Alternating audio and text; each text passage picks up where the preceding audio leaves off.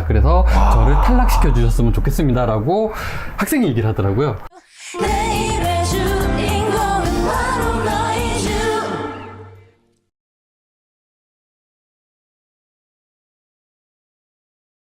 네, 안녕하세요. 어렵고 복잡한 입시를 쉽고 재미있게 풀어준 입시계 비타민, 입시 방송의 비타민 이주일TV 김세형입니다. 오늘은 새롭게 선보이는 첫 코너입니다. 제 옆에 계신 분이 누구시냐면요, 깜짝 놀라실 겁니다.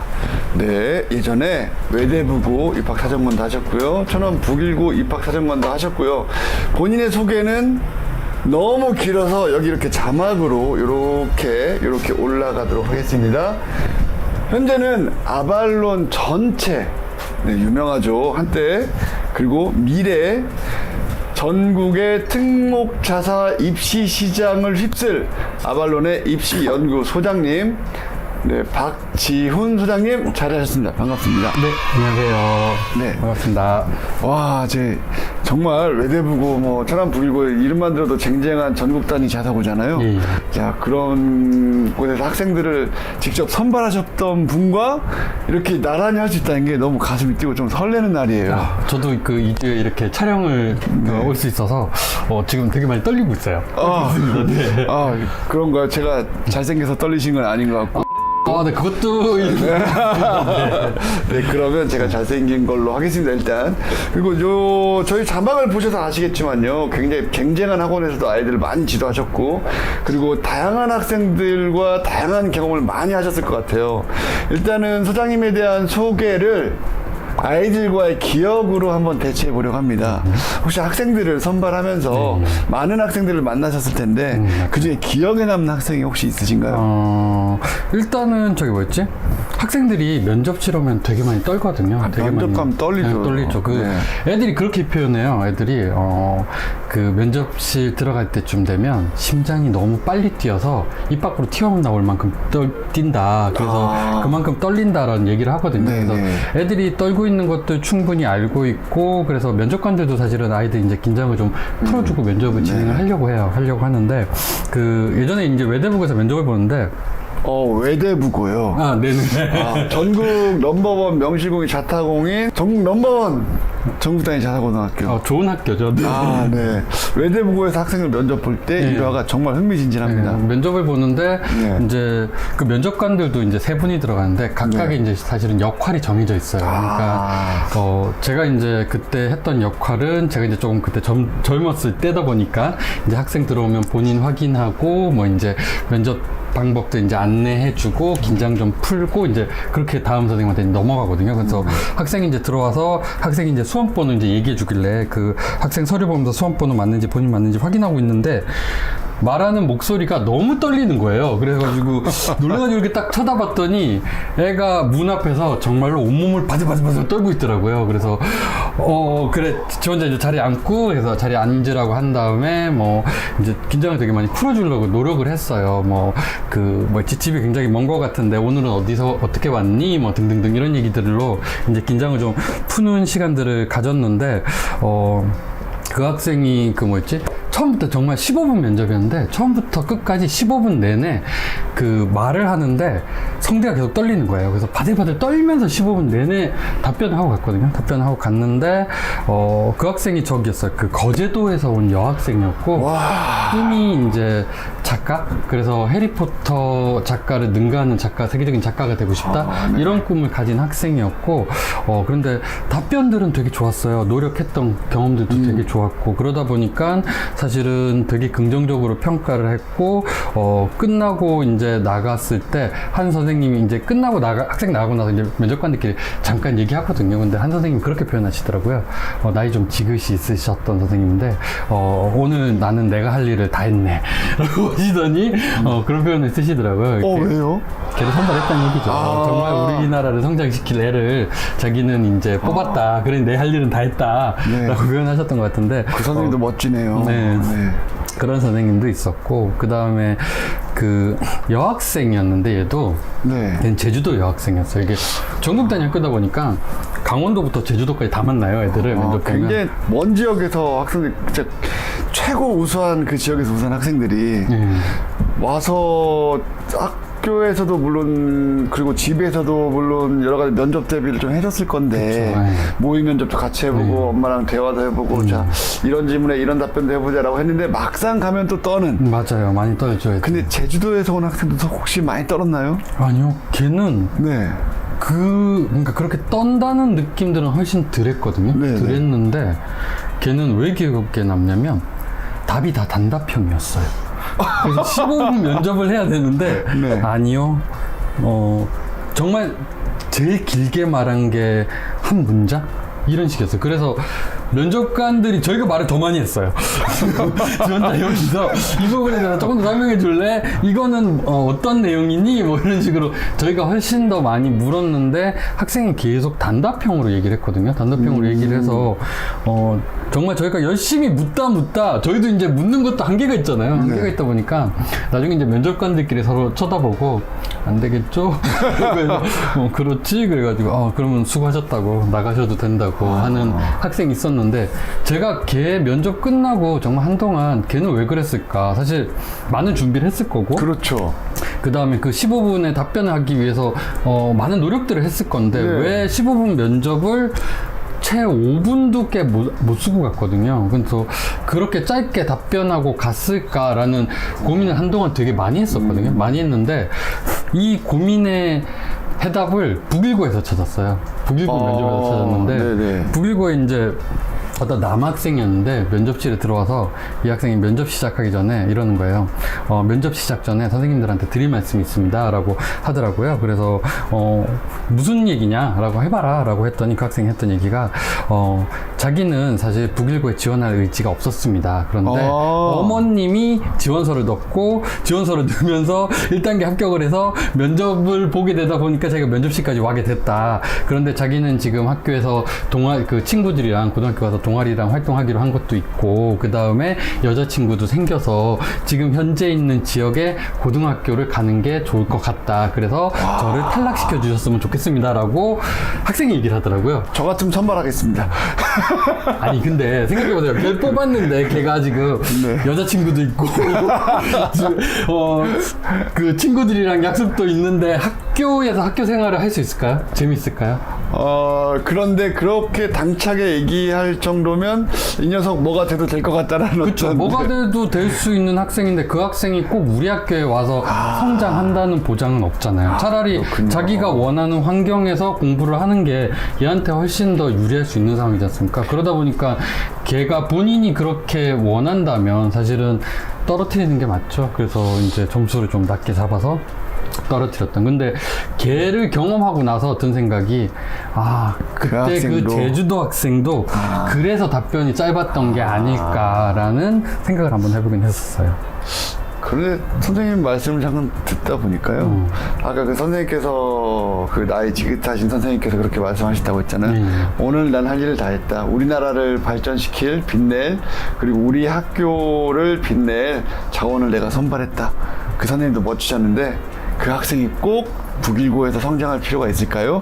라는 선생님 말씀도 상당히 멋졌어요. 근데 대다수의 선생님들이나 면접관들이 그렇게 생각하고 해요. 그러니까 사실은 얘가 우리 학교에 왔으니까 학생이랑 학교가 서로 맞아야 같이 성장할 수 있는 거잖아요. 학교라는 공간이 아이들이 없이 성장할 수 있는 공간이 아니거든요. 그렇기 때문에 맞아야 되는 거고 그래서 그런 것들을 고민해서 뽑는 거지 그냥 얘가 우수하니까 뽑아 이런 개념은 아니에요. 교사들이 바라보는 시각. 카메라 안 보고 선생님만 보고 이렇게 진행을 해야 될 것 같아요. 오늘 뭔가 빛이 나시는 것 같아서. 그럴 리도 있겠지만 감사합니다. 그런데 이것은 제 개인적인 궁금함인데요. 고등학교에 자기소개서를 쓸 때 그 고등학교의 인재상 이게 참 중요하다라고 얘기를 좀 하는 분들이 많이 계시거든요.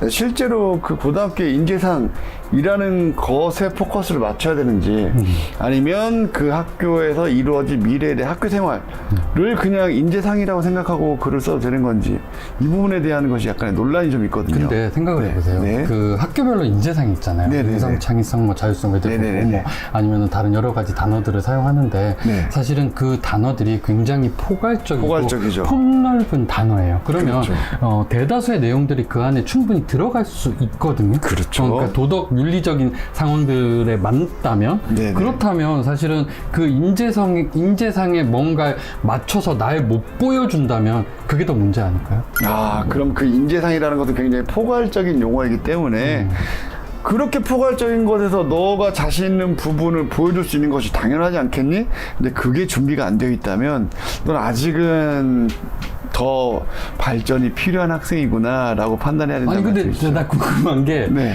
그 뭐지 지금 제가 이야기했던 외대부고의 그 인재상을 놓고 봤을 때 네네. 그러니까 뭐 쉽게 얘기하면 이제 자소서에서 그 인성으로 애들이 이제 이런 것들을 써요. 그 뭐였지 예전에 어떤 친구가 이제 되게 재밌었던 특이했던 케이스를 이제 놓고 보면은 자기가 초코파이를 가지고 왔어요. 그런데 초코파이를요? 초코파이를 가져왔는데 내 짝이 초콜릿 알러지가 있어요. 그러다 보니까 내가 얘 옆에서 이걸 먹게 되면 얘가 위험해질 수 있잖아요.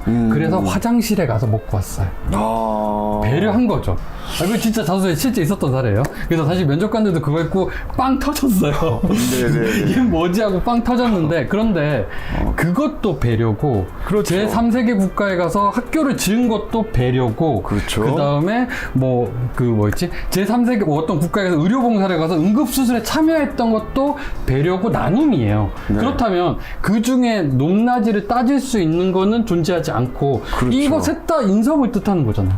인성으로 보면 그럴 수 있겠습니다. 네, 그러니까 그렇기 때문에 뭔가 그 단어에 그렇게 집착할 필요라는 게 사실은 크게 없다. 아, 그러니까 다시 정리를 해보자면 학교 인재상이라는 것은 사실 학생에게 뭔가를 추구하거나 뭐 강조하거나 이런 것이 아니라 이런 전인 교육을 꿈꾸는 학교로서 당연히 가져야 할 목표다라고 이해하신 게 옳다고 네, 맞습니다. 이해해도 되겠네요. 정리 너무 잘하시는 것 같아요. 감사합니다. 자, 그런데 네. 이렇게 지금 우리가 서류평가로 지금 넘어갔지 않습니까? 네.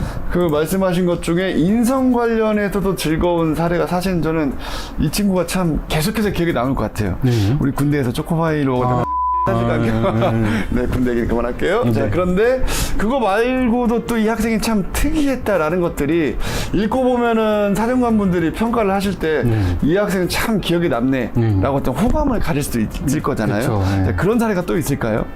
재밌었던 사례를 보면 이거는 이제 제가 있었던 학교 사례는 아니고 다른 이제 학교 입학 그 담당관님이랑 이제 얘기하다가 이제 들었던 얘기인데 네. 저쪽에 그 경기도에 있는 동탄에 있는 어떤 국제고 동탄에 있는 어떤 국제고군요. 네. 거기에서 이제 실제 있었던 이야기인데 학생이 이제 인성으로 그런 걸 썼었어요. 그 뭐였지? 아침에 지금 학교에 갈 때 네. 엄마가 아침밥을 해주잖아요. 아침밥 그런데 해주시죠. 이거는 어머님께서 우리 아이가 하루를 열심히 살아갔으면 좋겠다라는 마음이 담긴 거지 않습니까? 그래서 그 친구가 3년간 아침밥을 다 먹고 학교를 갔다라고 인성으로 썼어요, 저서에. 배려했잖아요, 약간 소름이 좀 끼치네요, 정말로. 네. 진짜 재밌는 케이스도 되게 많아요. 실제 그러니까요. 평가를 하다 보면. 네네. 근데 사실은 그것도 하나의 인성이거든요. 인성으로 그럼요. 충분히 네. 바라보고요. 그래서 네네.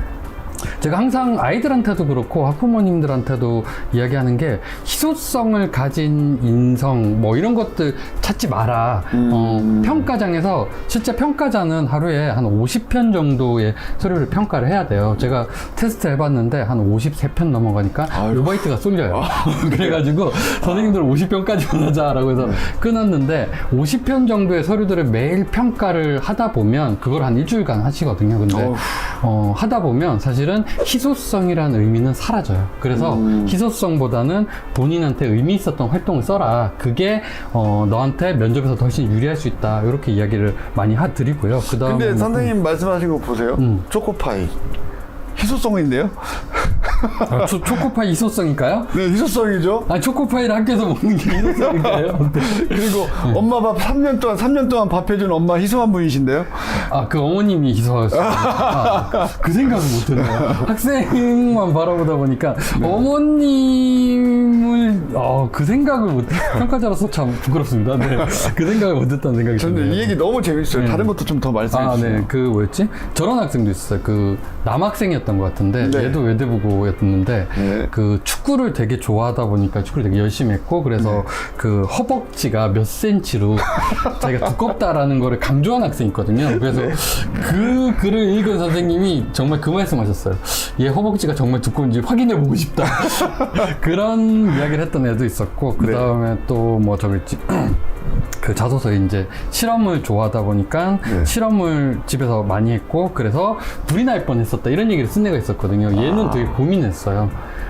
이제 기숙형 학교는 네. 기숙사에 있을 거잖아요. 아, 그렇죠. 기숙사에서 밤에 실험하다가 혹시나 무슨 문제가 발생하지 않을까라는 고민을 했던 애도 있었고 그 다음에 밤하늘에 별 보는 거를 되게 좋아해서 새벽에 갑자기 별이 너무 보고 싶어서 학교에 이제 전화를 해서 선생님들한테 연락을 해서 그 망원경 빌려가지고 봤다 이런 얘기를 한 애가 있었는데 걔도 고민이 됐죠. 새벽에 퇴근하고 있는데 전화하는 거 아닐까 뭐 이런 생각도 있었었고 뭐 그런 다양한 친구들이 많았던 것 같아요. 일단은 제가 했던 이야기들은 제 기억에 이제 남았던 가장 특이했던 친구들인 것 같고요. 예. 근데 사실은 이렇게 꼭 특이하지 않더라도 결국 읽다 보면 이 학생들이 100% 합격한 것도 아니고 또는 어떻게 보면 정말 지극히 평범하다고 해도 그게 또 100% 떨어지는 게 아니라 본인에게 어떤 의미를 가졌는지를 표현하는 게 정말 중요한 것이다. 그럼요. 사실은 뭐 분리수거 한 거 가지고도 충분히 쓸 수 있는 거고요. 멘토멘티 활동했던 거 가지고도 충분히 쓸 수 있고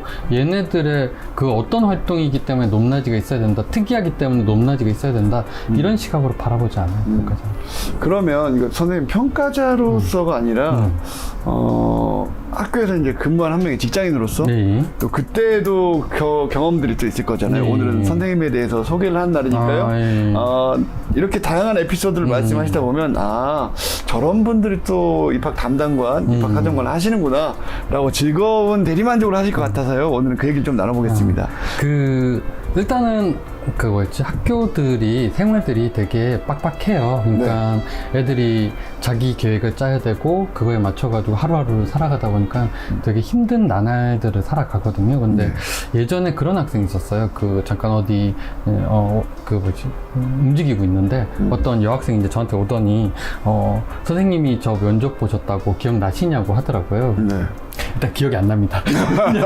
너무 많은 학생들을 면접을 받고 걔네들이 그때는 사복을 입고 있었는데 학교에 들어오고 나면 교복을 입고 있으니까 완전히 다르죠. 파악하기가 되게 네네네. 힘들어요. 근데 거기서 모른다고 하면 애가 또 맘상할까봐 오! 기억나 그래 이제 이렇게 하는데 네. 그 학생이 이제 그 얘기를 하더라고요. 선생님이 저를 면접을 보셨는데 저의 어떤 장점 때문에 저를 선발하셨어요? 라고 묻더라고요. 그래서 제가 기억이 나는데 나는 그래 기억이 나는데 자 이렇게 진행되는 건가요? 네. 그래서 네가 그 친구들 중에 가장 뛰어났지. 근데 그 이유는 왜 물어? 라고 물어봤거든요. 물어봤더니 그 친구가 이제 그 얘기를 하더라고요.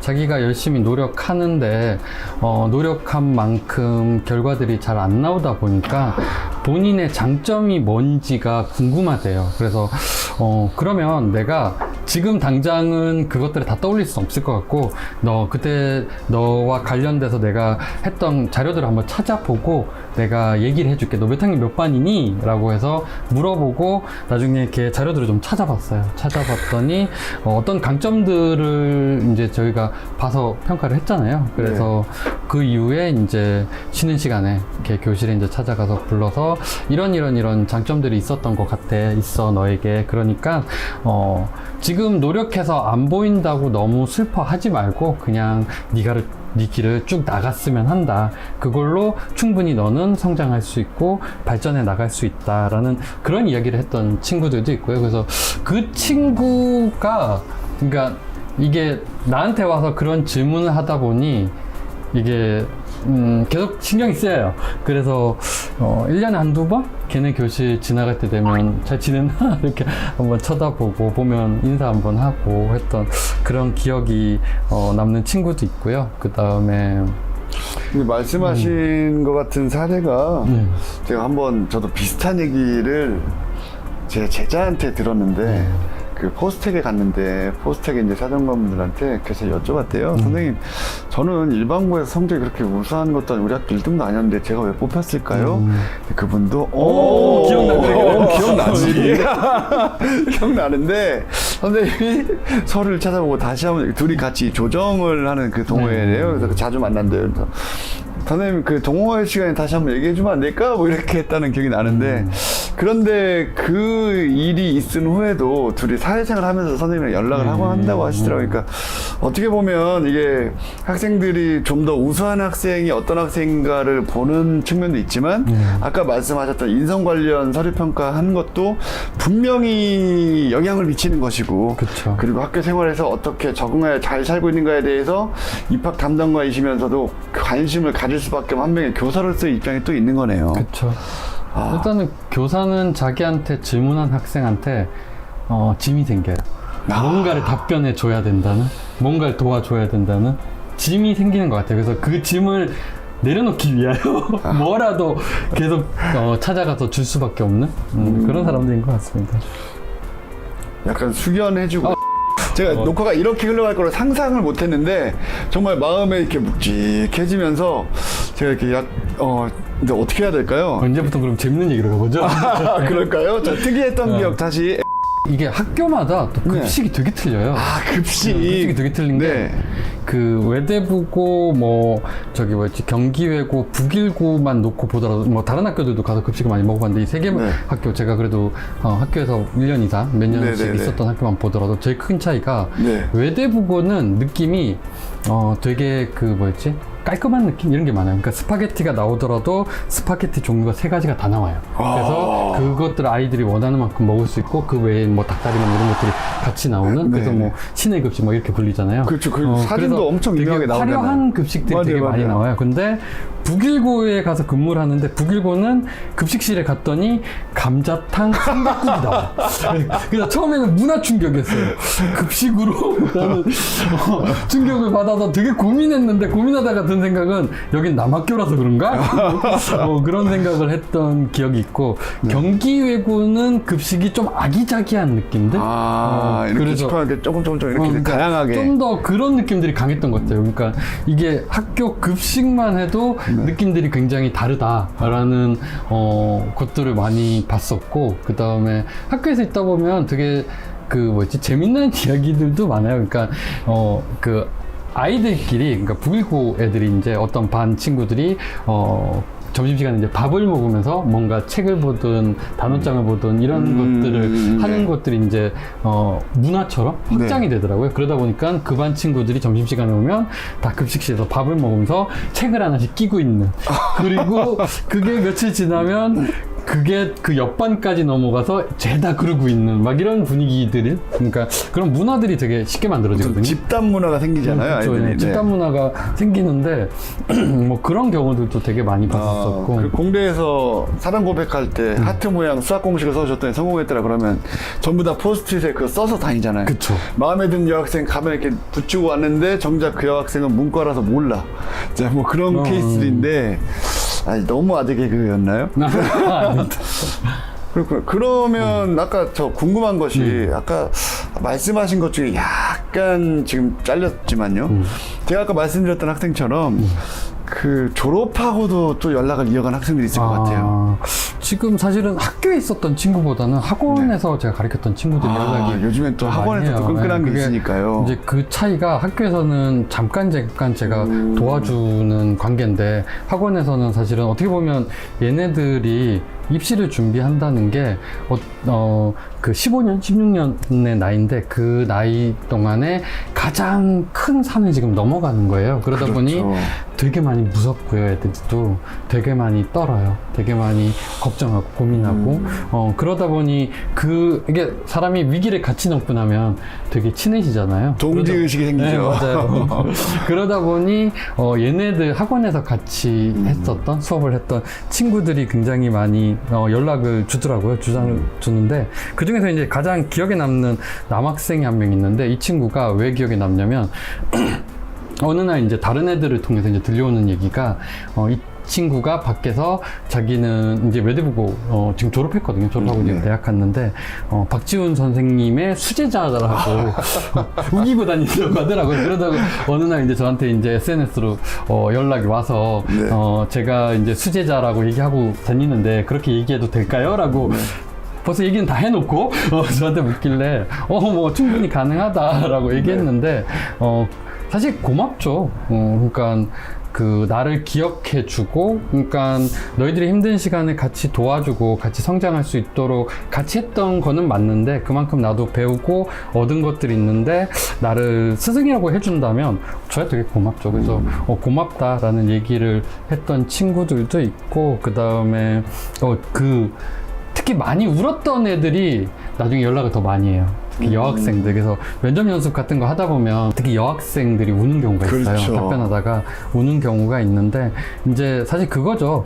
자기 자신이 이제 싫어서 우는 거잖아요. 답변하면서 내가 이렇게밖에 못하나. 네. 이걸 대처 못하는 자기 자신이 너무 싫어서 우는 거거든요. 이제 싫어서 우는 건데, 사실 이제 그렇게 애들이 일반적으로 제가 이제 느껴본 경험은, 그렇게 우는 애는 그렇게 울고 나면 다음번처럼 수업할 때 확 바뀌어 있어요. 무슨 수를 쓰든 해가지고 와요. 왜냐면 자기 바닥을 봤기 때문에 그걸 어떻게든 바꿔보려고 노력을 하거든요. 더 이상 아래는 없다.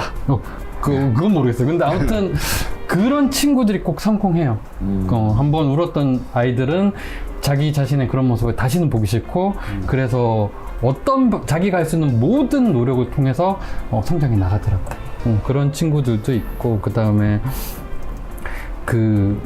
불합격했는데, 사실 불합격하면 저도 되게 미안하거든요. 그러니까 그렇죠. 되게 아파요. 사실 합격한 애들이 합격했다고 막 저한테 감사하다고 전화를 하는데, 저는 되게 같이 반겨줘야 되는데, 반갑게 얘기해야 되는 거 뻔히 아는데, 그래, 축하해. 어머님, 아버님이랑 즐거운 시간 보내. 이 정도밖에 말을 못해요. 왜냐면 떨어진 애들 몇 명이 걸리거든요. 걔네들이 더 가슴 아프거든요, 사실은. 아픈 손가락이 있죠. 네, 아파요.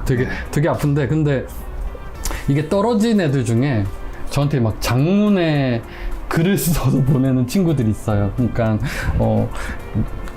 이렇게 많이 도와줬고 했는데 불합격해서 나한테 되게 미안하다라는 친구들. 그러면 제가 이제 전화하죠. 그래서 네가 왜 미안하냐? 내가 더 미안하다.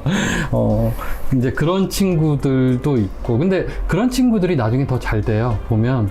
그러니까 사실은 굉장히 자기 나름 인생에 가장 큰 고비를 겪은 거고, 거기서 이제 실패를 보는 건 맞아요. 그리고 많이 아파해요, 분명히. 많은 시간 아파하는 건 맞는데, 그 아파하는 것들을 넘어서서 나오면 제가 느낀 느낌은 그거였어요.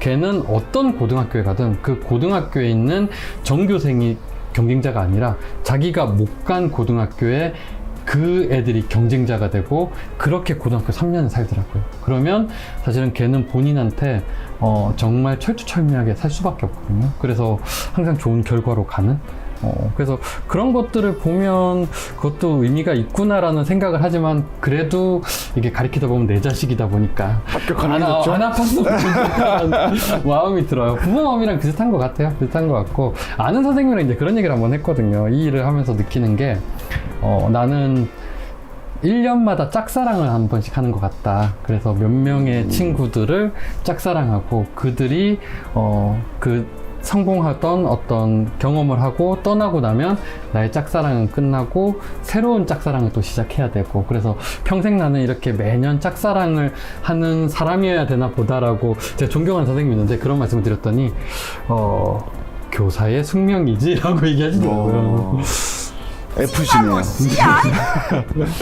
그런데 오늘 선생님의 여러 가지 에피소드와 얘기를 들었더니, 처음에는 그냥 가볍게 생각했습니다. 공교육과 사교육을, 또는 뭐 학생을 선발하기도 하고 또 학생 선발되도록 도와주기도 하고, 그래서 뭐 그런 경험을 듣겠구나라고 상상을 하면서 대화를 나눠보았는데, 사실은 학생들에 대한 애정 그리고 책임감 을 가진 분이라는 걸 너무 잘 알게 됐고요.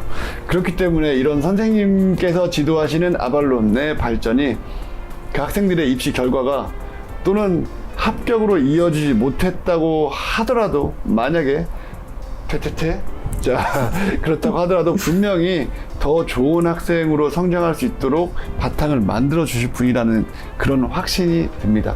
아발론의 발전에 정말 한 획을 그으실 것 같은 박지훈 소장님, 오늘 녹화 오셔서 너무 감사드리고요. 다음 영상에서 또 찾아뵙도록 하겠습니다. 이거 하신 겁니다.